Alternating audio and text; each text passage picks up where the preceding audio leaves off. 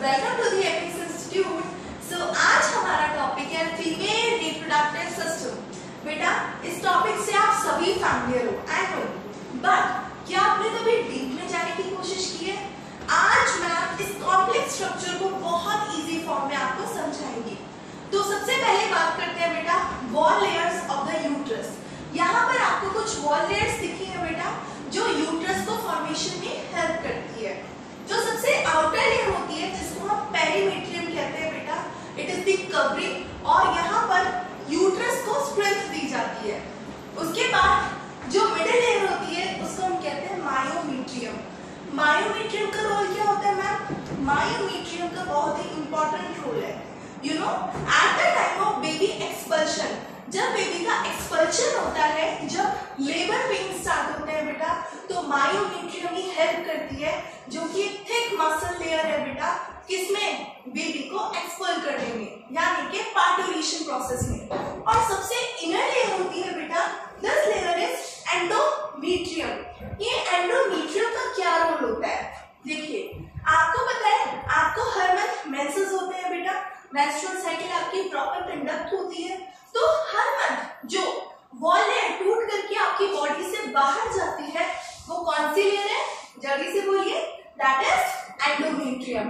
तो perimetrium, myometrium and endometrium, इन सभी का रोल आपको पता चल जाना चाहिए। चलिए, at the time of copulation या फिर at the time of intercourse लगभग 300 to 350 मिलियन स्पर्म्स की एंट्री होती है बेटा। कहाँ पर एंट्री होती है? आपके वजाइना में।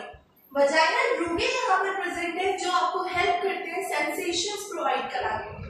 ये जब स्पर्म्स आपके यूट्रस में जाती है बेटा, तो काफी सारे स्पर्म्स को फेगोसाइट कर दिया जाता है, इसीलिए स्पर्म्स को सीमन सिक्रीशन में ट्रैवल कराया जाता है। इसके बाद जब स्पर्म आपके एम्ब्युलरी रीजन में पहुंचती है, दिस इज एम्ब्युलरी रीजन। बेटा आपसे क्वेश्चन पूछा जाएगा, वो कौन सा रीजन है जहां पर एक्चुअल फर्टिलाइजेशन देखने को मिलता है? आप बोलेंगे ma'am, it is the junction between the ampulla and isthmus, that's why it is known as ampullary isthmic junction. Okay, चलिए बेटा, हर महीने एवरी सिंगल मंथ यहाँ पर इस ओवरी से और इस ओवरी से ये पूरा का पूरा फीमेल रिप्रोडक्टिव सिस्टम आपके पेल्विक एरिया में प्रेजेंट होता है बेटा, और हर महीने एक सिंगल एग को रिलीज किया जाता है। ठीक है, नेचर को ये पता है कि फर्टिलाइजेशन होना है, तो वो अपने सारे प्रोसेस को रेगुलरली कंडक्ट करती है। ये दिख रहा है ना, ये फिंगर लेग प्रोजेक्शंस। ये जो फिंगर लेग प्रोजेक्शंस है बेटा, इनको हम बोलते हैं फिमरिए। क्या बोलते हैं? फिमरिए। ये हेल्प करते हैं ओवा को कलेक्ट करने में। जब आपके सेकेंडरी ओसाइट में सेकेंड मियोटिक डिवीजन कंडक्ट कर लिया जाता है बेटा, तो यहाँ पर एग को रिलीज किया जाएगा, और ये फिंगर लेग प्रोजेक्शंस आपके एग को कलेक्ट करेंगे, राइट? जैसे आप बॉल को कलेक्ट करते हो ना, उसी तरीके से बेटा। ठीक है, फिर यहाँ से एग जाता है बेटा, और उसमें फर्दर डेवलपमेंट शुरू होते हैं, और यहाँ पर क्या होता है बेटा, आपका फर्टिलाइजेशन प्रोसेस कंडक्ट होता है। उसके बाद जब एम्ब्रियो प्रोसेस हो जाता है बेटा, मोरुला, ब्लास्टोला, ये सारी फेजेस कंप्लीट हो जाती है, तो at the 7th day of the fertilization आपके एम्ब्रियो को इम्प्लांट किया जाता है, उसको एम्बेड किया जाता है बेटा यूट्रस की वॉल लेयर्स में, और इसी प्रोसेस को कहते हैं हम इम्प्लांटेशन। ठीक है, यहाँ पर आपने फर्टिलाइजेशन को देखा, ओके, यहाँ पर आपने सेकेंडरी ओसाइट को रिलीज होते हुए देखा, और यहाँ पर आपने इम्प्लांटेशन प्रोसेस को देखा। बेटा ये फीमेल रिप्रोडक्टिव स्ट्रक्चर थोड़ा तो कॉम्प्लेक्स है, बट अगर आपको एक बार समझ में आ गया तो आप इसको लाइफ में कभी भी नहीं भूलेंगे। चलिए, coming to the next part, we have cervix. ये देखिए बेटा, ये आपकी सर्वाइकल किनार है, जो आगे चल करके आपकी बर्थ किनार में कंट्रीब्यूट करती है। यहाँ पर ये ओपनिंग स्ट्रक्चर है बेटा, इसका स्फिंक्टर है।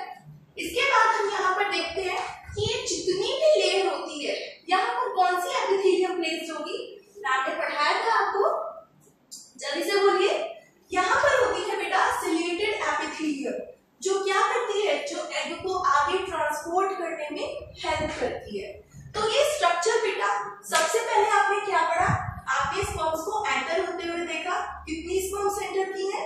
300 to 350 million sperms at one time of ejaculation. बहुत सारी स्पर्म्स, क्योंकि बेटा वजाइना एसिडिक है, राइट, वजाइना एसिडिक होती है ताकि कोई दूसरे बैक्टीरिया की ग्रोथ यहाँ पर ना हो जाए, इसीलिए सीमन को अल्कलीन सीक्रेशंस में भेजा जाता है। मैम अगर आपसे पूछे कि आपकी वजाइना में कौन सा बैक्टीरिया होता है, tell me. Yes, this is lactobacillus acidophilus, जो बेटा ग्लाइकोजन का फर्मेंटेशन करता रहता है, ठीक है। उसके बाद यहाँ पर सर्वाइकल कैनाल, यहाँ पर यूट्रस, ये आपकी फैलोपियन ट्यूब जिसमें बेटा एम्पुला है, इस्टमस है और इन्फंडिबुलम है। वो कौन सा रीजन है, टेल मी, वो कौन सा रीजन है बेटा जो फैलोपियन ट्यूब को यूट्रस से कनेक्ट करता है? Yes, you are right, it is isthmus. तो आपने इस स्ट्रक्चर को अच्छे से समझा। ये था हमारा फीमेल रिप्रोडक्टिव सिस्टम, जहां पर हमने अलग अलग पार्ट के अलग अलग फंक्शंस को समझा। आई होप ये बस बेटा स्टार्टिंग है, इसकी नेक्स्ट क्लास में हम इसको डीपली समझेंगे और फर्दर डाइसेक्ट करके देखेंगे प्रॉपर ओवरी को।